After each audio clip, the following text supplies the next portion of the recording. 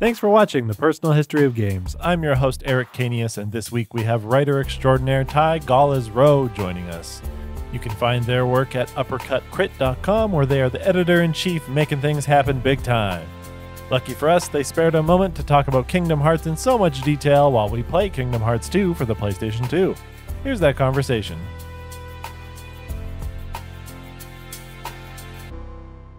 This game has been spoken about no less than 4 times in other episodes, but I've not played it or seen it. I only hear tell of it. I'm sitting here watching this attract screen. Some weird stuff. Goofy's a turtle at some point. Yes, Goofy is a turtle. He also dies in this game at one point. What? It's fine.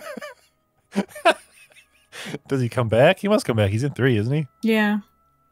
He's dead for like 2 seconds, and Mickey's like, I will have vengeance! And then he comes back in like the next scene, and he's like, hey guys.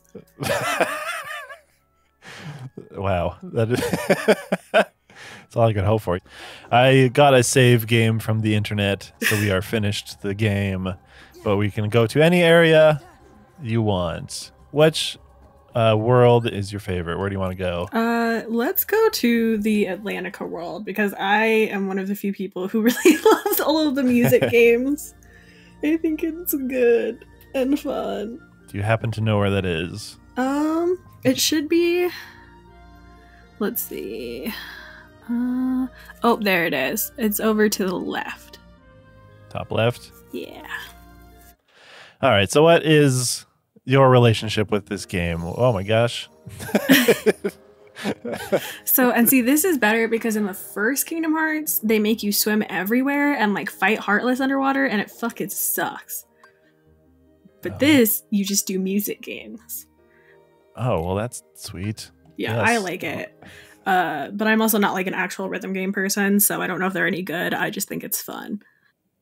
Oh, that's fine. But my relationship with these games, so this was my first Kingdom Hearts game, was Kingdom Hearts 2 on the PS2. And I just played it with like a childhood friend, and I just always thought it was like fun and silly, and then it was just like something that kept me connected with like friends that I had at the time and stuff, and I've just, you know, it just scratches that particular brain bullshit itch for me. Were you a Disney kid? I was, yeah, I was a big Disney kid. I feel like that explains a lot. Yeah, and I adamantly defend the Disney worlds in Kingdom Hearts. I think they are absolutely essential. I mean, why wouldn't? That's the whole point of the game, isn't it? Who That's says the whole otherwise? point of the game. Everybody who thinks that the Disney worlds are boring or dumb or that they shouldn't be in the game doesn't fucking get a point. Go play Final Fantasy. What Yeah, are you go doing? play Final... That's what I say. Go play fucking Final Fantasy then, you dork.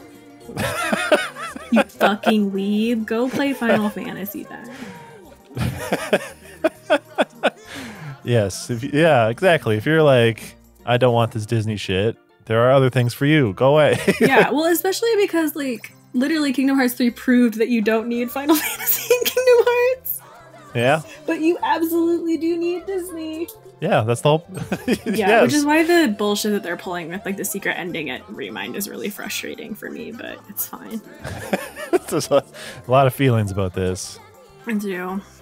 Kingdom Hearts also occupies a lot of the empty space in my skull due to me only having 2 brain cells. I mean, that's fair. So this is what I want to learn all about. I've not... This is this is my first experience with this game, is hearing Sora sing Under the Sea poorly. He doesn't sing very well. Yep. Also topless. Yeah, they Failed. were just like, yeah, Sora be titties out for this one. That was just the most like happiest fail screen I've ever seen. Yeah, it really does. And so like so that's the You gist. lost. And then it's great because when you get to the end of this world, you have to do a boss battle with Ursula that's like that. Ooh. And it's very funny. She like sing fights you, and then you blow up her stupid fucking eels. Those eels really scared me as a kid, so I've always been very happy to blow them up. Yeah, so in playing this game, you're playing it with friends and such. Were you like way into the story, or was it just like the visuals enticing you? Well, it's weird, right? Because I started with this game, which is obviously not the first one. and we can get into the nonsense that is the like timeline and order of those games, but like, you know, most people started with 1. Normally, yes. But I started with 2 because that was the one that my friend was playing, and I just always watched him play games and like played stuff that he was playing. So he was playing 2, so I was playing 2. And I really liked Roxas because that's like I know at the time it was kind of contentious, but like the game does not start with Sora. Oh. And it doesn't like explain why until later in the game, but you start with this character who like is brand new to 2, and you're in a place that you've never seen before. And I thought it was really cool. That was my introduction because I was new to it and Roxas was new to it. So we just got to be new together. Uh-huh. And then like getting into the story and finding out after, like, it was just like fun and interesting. And that along with like, I love silly bullshit. And this is obviously very silly bullshit. Yeah. So yeah, I'm into it. I also am a big shonen anime person. And this is like also very that. You're going to have to describe what that is for me.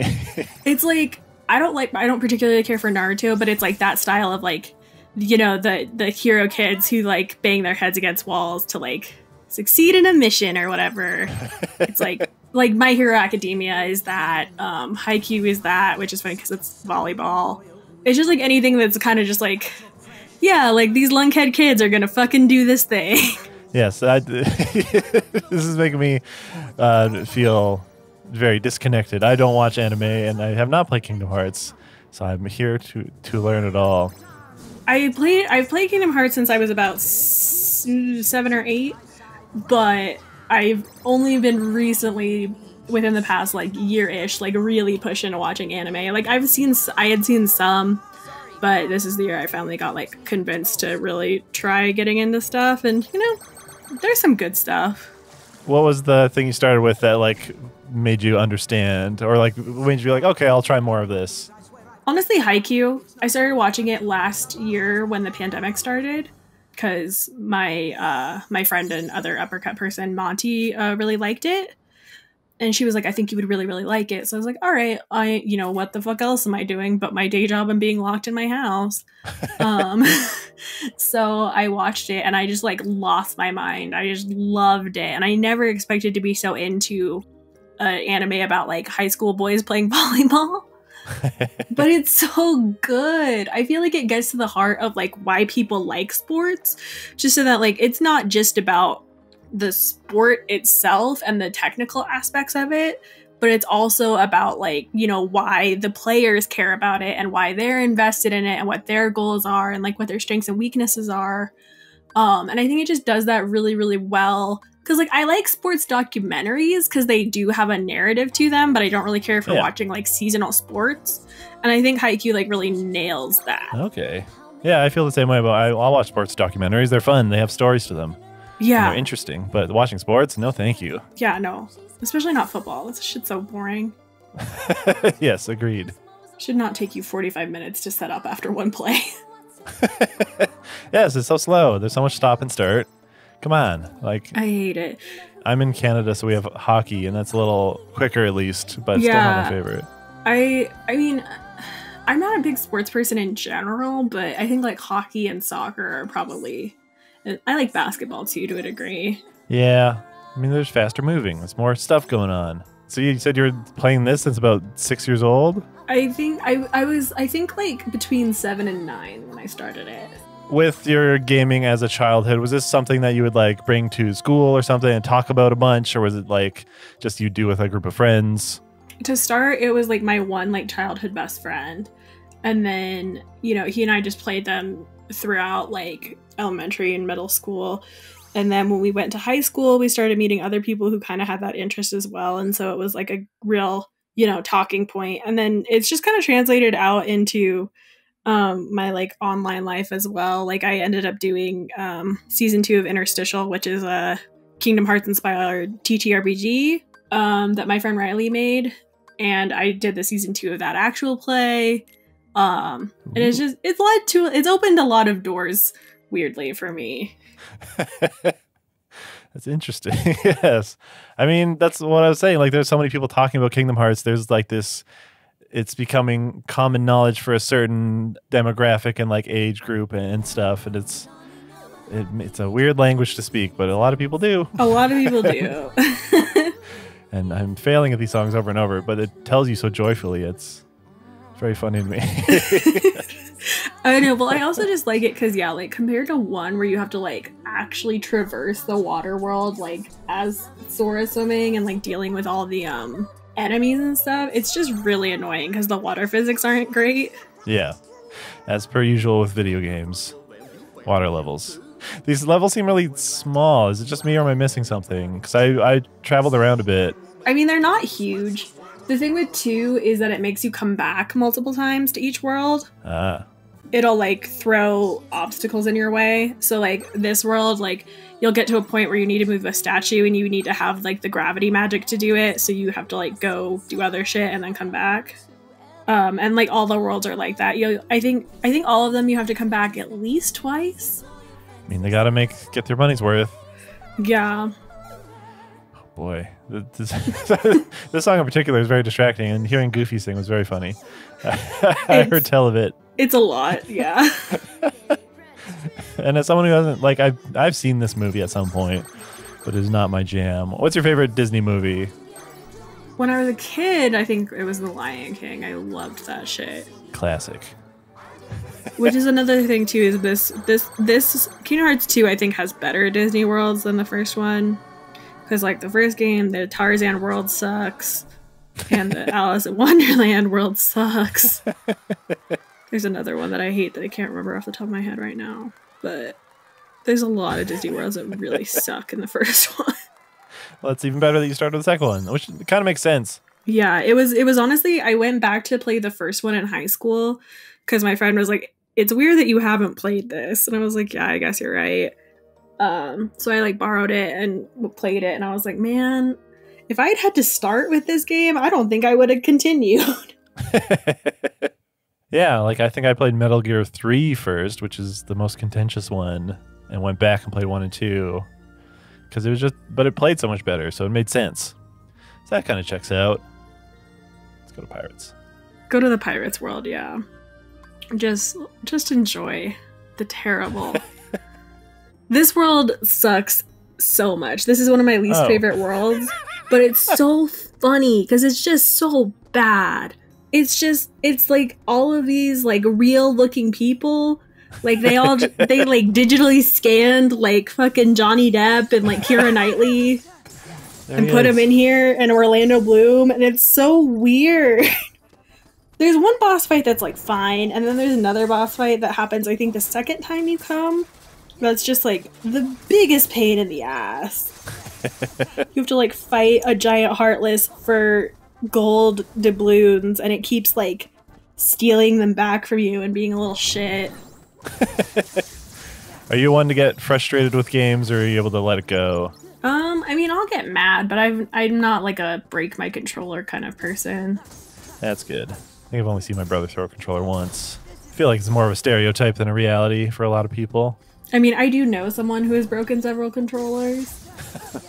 It's just not me.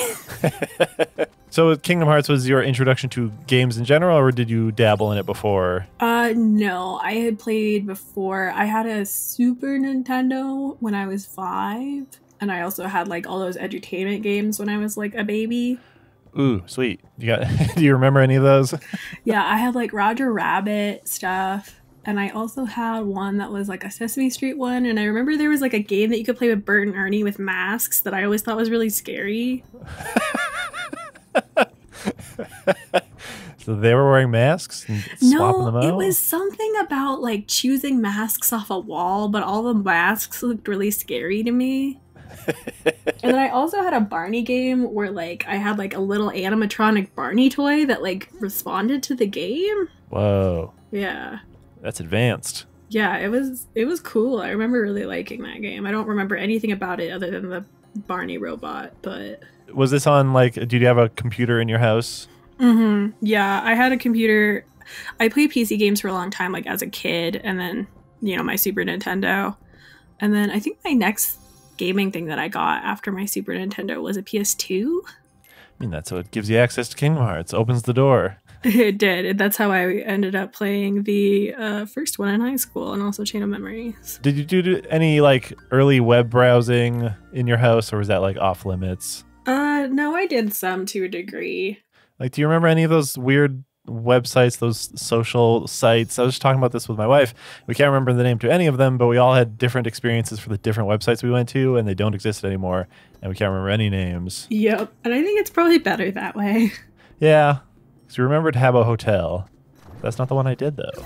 Anyways. No, I can't remember, like, any of the names anymore, except for, like, being on, like, the forums on, like, the N.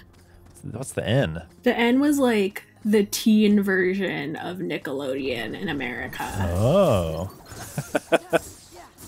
That's fun. Yeah, that was where they had, like, Degrassi and stuff. Okay. Watching Doug. Pretty much, yeah. Do you have the Ultima weapon right now? I don't know. I don't know what that means. I think you might. That's, like, the best sword in the game, I think, is what you have. Is it still a key? Kind of. I want the Keyblade. Oh, you do have the Ultima weapon, yeah. Yes, this save had like level 99, everything unlocked. I could not find like a more normal save. With the Keyblade. What was the next step after playing like a big game like this? What was the next thing that drew you in? I think probably Dragon Age. Ah. I love the first two games and Awakening. I don't care for Inquisition as much. No? Wasn't that the big one? That was the big one, the third one. I'm not a fan. I don't think BioWare does open worlds very well. That's fair. And yeah, I think Inquisition relies on a lot of extracurricular texts that most people would not have consumed because they're not like me and aren't giant fucking nerds. So I think it's weird to base narrative decisions on that. Yeah, that's fair. I am not a reader, so I bounced off that game pretty darn quickly. Well, and it's like the thing is like it expects you, like, if you want to know like the full like what is going on, you need to have played a DLC for Dragon Age 2. You need to have read 3 books and like 2 comics. Wow, I didn't know it was that extreme. So we're kind of hinted towards it now. What brought you into like the games criticism or the games writing field? Well, I guess in like college, I think my like 3rd year in college when I was getting ready to start wrapping up, I started getting into podcasts, and I was just like, like what kind of podcast would I want to try listening to? And I was like, well, I guess I like video games. So I just looked for like video game podcasts, and I found, like the IGN ones and stuff. And, I heard people on there talking, and I didn't even realize, like, I knew IGN was a thing and stuff, but I never really thought about the fact that, like, oh, that's, like, people's job. Yeah. And then, I was thinking about it, I was like, people, like, do this for a living.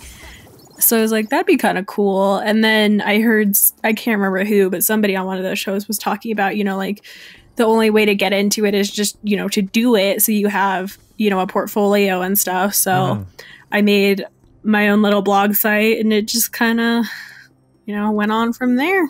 Cool. Were you doing writing before this? I was doing some like local freelance stuff, like for like local culture stuff. And I went to college for English. So kind of, you had a few choices of what to do.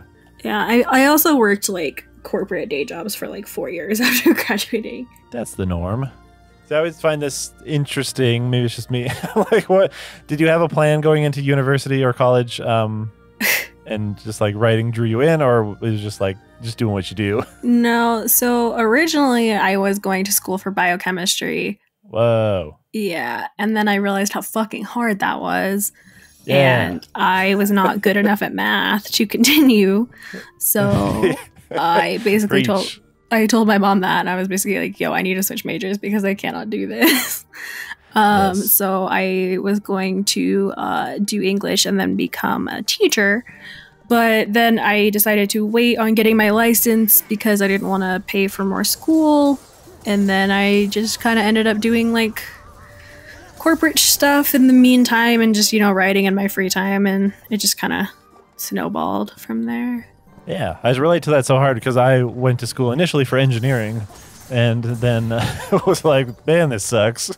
Yeah. And then went to film school. So about the same move there.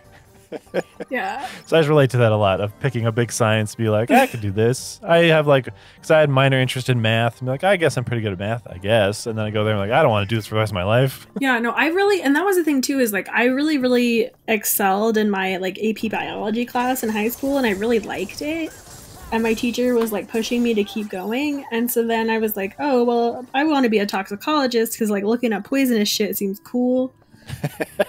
So I guess I should be a biochemist. And then there was way too much chemistry. With my AP biology credit, I literally did not have to take any more biology. It was all chemistry. Oh. And I was it's a blessing and a curse. Yeah, I was I think this is perhaps not for me.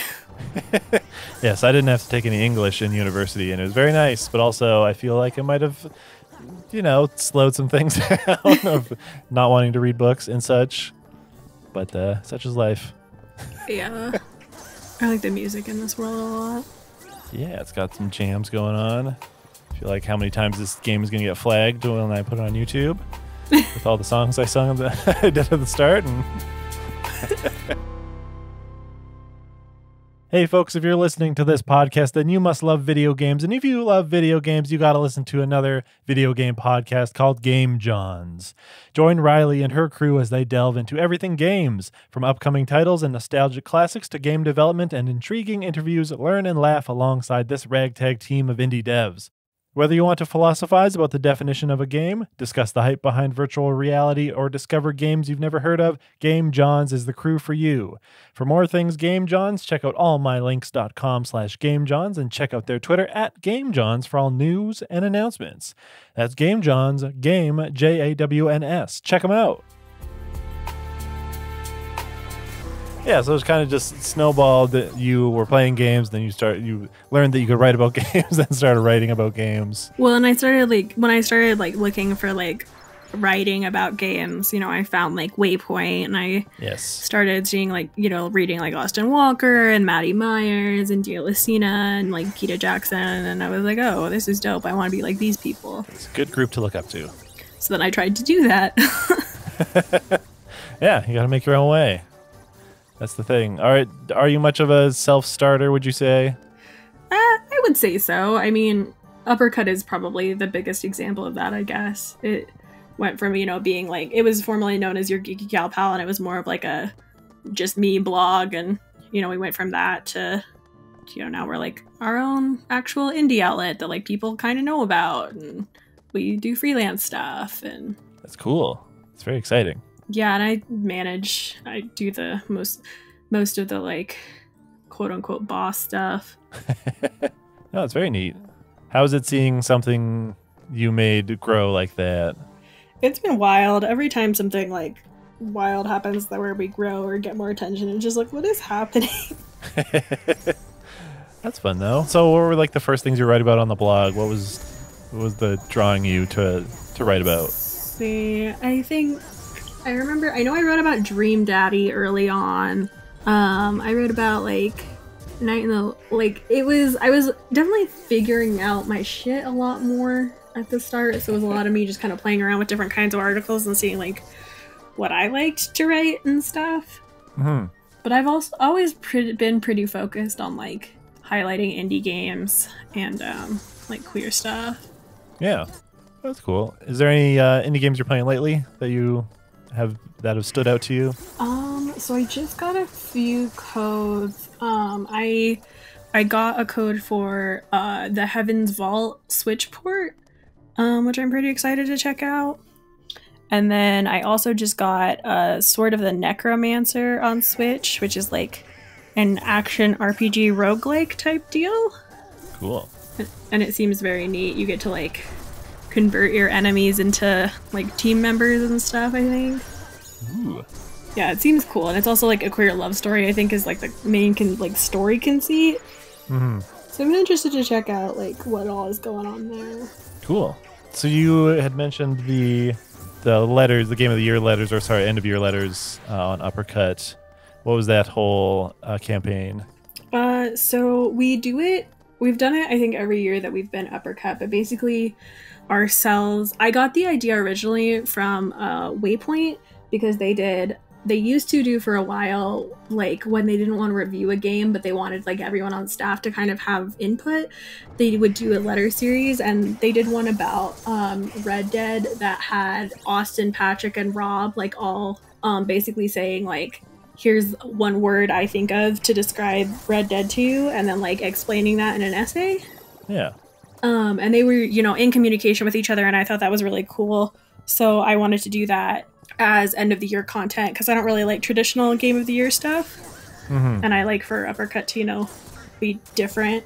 So it started just in house, and then, as we've gotten more resources and stuff, we've expanded out. And so this year was the first year that we've been able to pay everybody, but we had like 32 letters counting the in-house ones, and we had a bunch of freelancers come on and just talk about 2020 games. It was just a really cool spread. Yeah, that sounds very cool. What was the game that stood out for you last year? Not a game of the year. What was the game you're playing the most? If we're talking about the most, like time-wise, I definitely sunk too much time into Hades. Ah, yes. I played a lot of that game last year. But I also really, really liked Paradise Killer a lot. Yeah, I've been hearing good things about that one. I've been meaning to check it out. Yeah, I thought it was really cool. I also really like murder mystery games. And it takes... The Danganronpa games are some of my favorite, though not 3. And it takes a lot of really blatant inspiration from Danganronpa too, so I really liked that a lot. I've heard of those games, and whenever I look them up, I always get confused about what type of games those are. So they're like murder mystery visual novels, essentially. Okay. But it's about like high school kids being forced to murder each other. What? Oh. Yeah, it's a lot. They're problematic. They're problematic faves. Okay. I mean that deeply. Like the first one has a whole thing with like a character who's like deeply implied to be trans, but like technically isn't. And there's just like a lot of weird fucked up gender stuff going on with that. And it's also like very, anime horny about a lot of things. And it only gets progressively worse as the series goes on. Yeah, like I said, I don't watch a lot of anime, but I played Persona 5 last year and it was, oh boy. Yeah. Yeah. The horniness knows no bounds. Like that was one of my issues with Danganronpa 3 is it gets like pretty gross in some areas, and I was like, can we just, these are teenagers, can we just not? Yeah. But alas, are these ever games that you go back to and play, the Kingdom Hearts ones, or do they just live in your memories now? No, I have replayed I've replayed several of them. I went through before Kingdom Hearts 3 came out. I went back and played a bunch of them.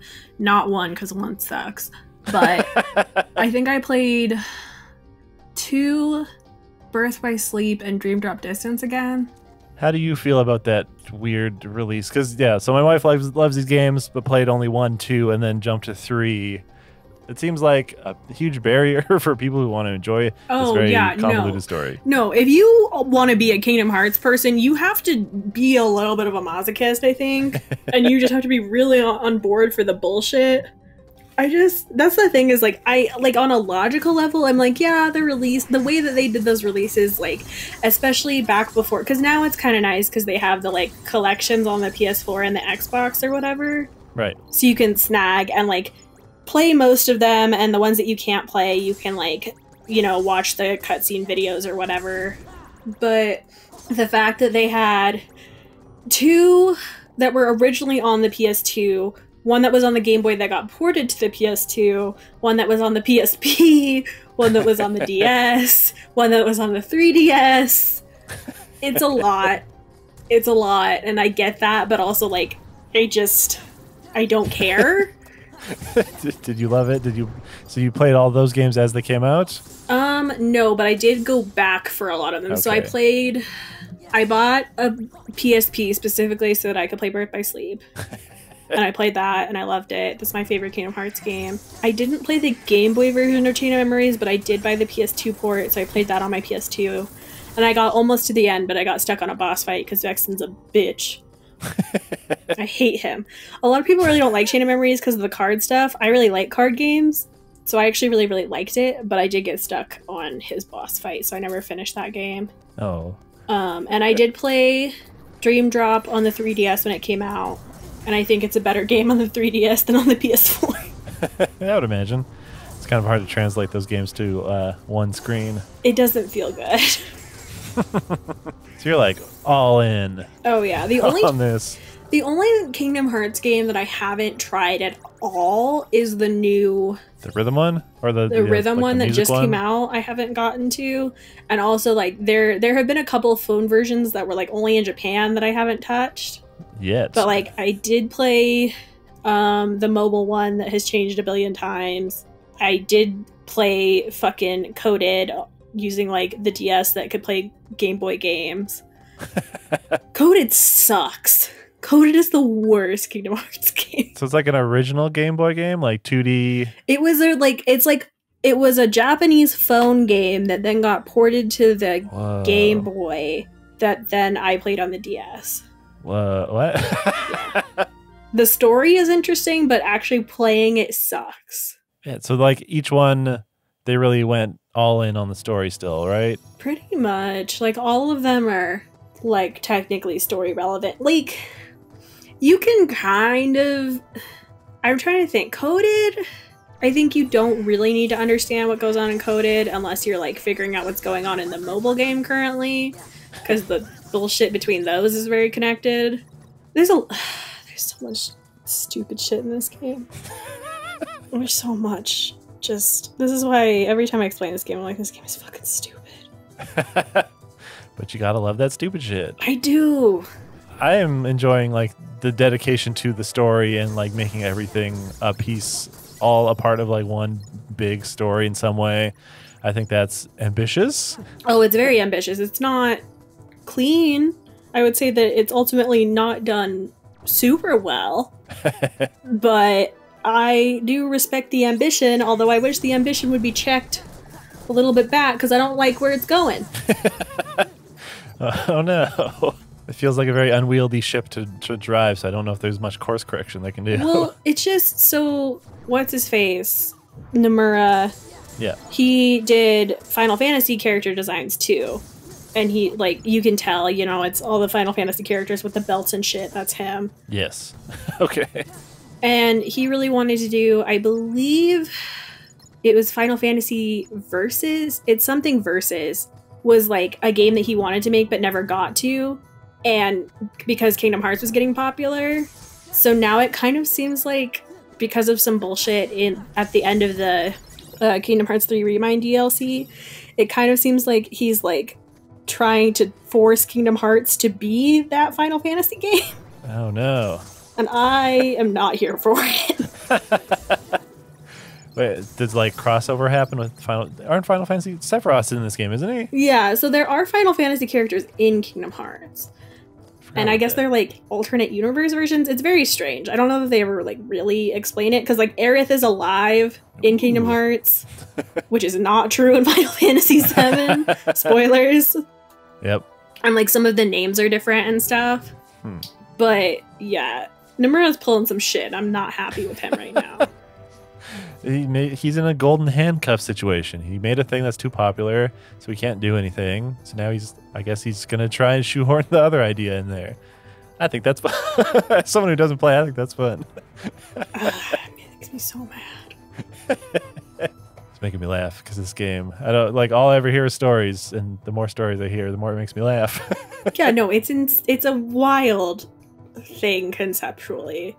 That also, I don't know, kind of links back to Dragon Age and how they don't have a bunch of stuff in Inquisition. You need to do all this other stuff with it. I guess maybe they should just throw some Disney characters in there. Then it would hook you enough to... The thing with Kingdom Hearts is at least it's honest about how like fucking obtuse it is and like hard to like get into. Everybody knew, like that's the joke about it is that like, it's fucking stupid. Which is, again, it's really relieved a lot by the fact that they do have those like all-in-one collections or whatever now. Yeah. But for a long time, you know, they were ridiculous and inaccessible. But, like, Dragon Age just, like, doesn't clue you in that you need that information. The only way you would know is if you're someone who, you know, has done it. Okay. Because, like, basically, the bad guy in Dragon Age 2 is first seen or not in Dragon Age 2, in Inquisition, is introduced in a DLC for Dragon Age 2. And so that's the only way you would know who he is. But they make it seem like it's a reveal when he shows up. And it's like, why? Like, it's a reveal for me, but it's not a reveal for the person who just hippity-hopped on in here. Yeah, I thought, I guess, yeah, that's where some of my misinformation with that game. I thought that was not a reboot, but like we are starting kind of a new thing because it's going to be a lot better than 2 was. The thing with 2 is that 2 is actually pretty good. It just got fucked by the fact that it was made in like 9 months or something. Yes. From starting writing to now, have you felt your relationship with games has changed at all? Yeah, I mean, it's hard when they become work. Yes. Right, because it's a different relationship. And lately I've been, you know, kind of trying to go back to playing games just for fun, to kind of keep my brain from, like, I don't know, liquefying from only playing stuff for work. But yeah, it's a lot more of a balancing act now. So is it like deliberately I'm playing this game to relax and I am playing this game for like work and writing? Yeah, pretty much. It's basically being like what do I want to play? Like, okay, I'm actually going to carve out time to do that and like not feel bad about it when I could be playing, you know, like something I'm supposed to be for like a podcast or for writing or whatever. Yeah. Do you find it hard to turn off though when you're playing for fun? Yeah.